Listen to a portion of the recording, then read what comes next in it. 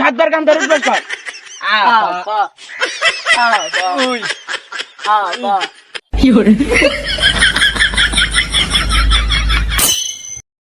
মামা আজকে তো আর্জেন্টিনা করে দেখতেছি না, কি লাগ করে ভাই করে এলাম পারা কিনা খালি দেহি আজকে পারা সেমারাম কত সাতবার আজকে মিডিয়াম।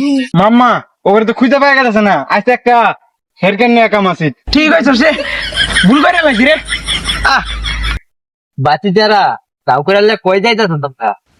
চাচা আপনি বুঝবেন না গো, আজকে আর্জেন্টিনা করে কিলা ভাই করে এলাম কিল্লে, চাচা বুঝবেন না।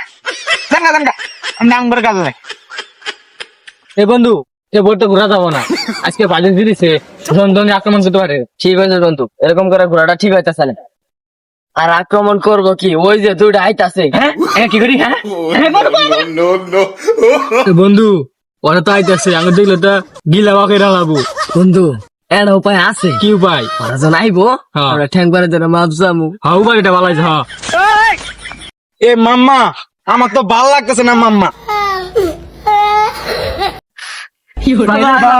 ভুলে গেছে ভাই, আগে মাপ করে দে। তোরা কোনো জীবনে সাবান ডাক না ভাই, আজকে পারে মাপ করে দে। মামা কারা ঠ্যাং বাইরে দিল রে? মামা আবারও দোষে। হ্যাঁ কামাবো না আজকে গিলা ভাই করলাম একবারে, পাও ধরে কামাবো না, কোনো মাপ নাই। বন্ধু এখন কতগুলো কাম হইতাছে না, চা তো দিই। মামা দূর দিছে রে। হ্যাঁ দূর দিছে তুই দে।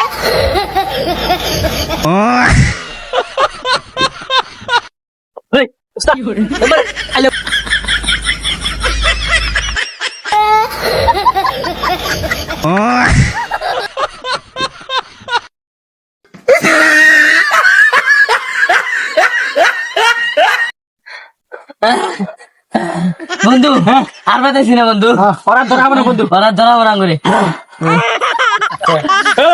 যারা শেষ তোর ধরা বললাম না। আর জীবনে সেভেন আপ কবি আজুল ঘোষ একবার পুটকিটা ভরে দিবেন। আর জীবনে কবি না ভাই আর জীবনে করবো না। আমরা কল তেলে করে খাইছিলাম সেভেন আপ। তোর সেভেন আপ কান্দ সেভেন আপ কি ভাই? সাতবার কান ধরে উঠবাস কর। উই হয়েছে হয়েছে আর জীবনে কবি হারামজাদা, হারামজাদার সেভেন আপ কো, চল হারামজাদা।